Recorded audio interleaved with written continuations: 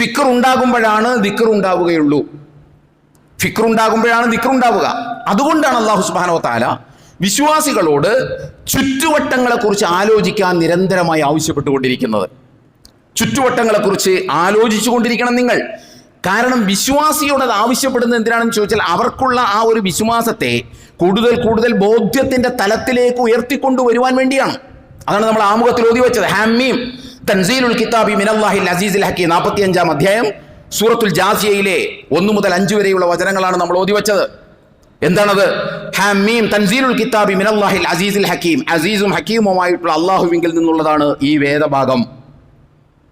ഇന്ന ഫി സമാവാതി വൽ അർദി ആയാത്തിൽ മുഅ്മിനീൻ. ആകാശത്തും ഭൂമിയിലും മുഅ്മിനീങ്ങൾക്ക് ദൃഷ്ടാന്തങ്ങളുണ്ട്. മുഅ്മിനീങ്ങൾക്ക് ദൃഷ്ടാന്തങ്ങളുണ്ട്. കാഫിറിന് വിശ്വസിക്കാൻ ദൃഷ്ടാന്തമുണ്ടെന്നല്ല പറയുന്നത്.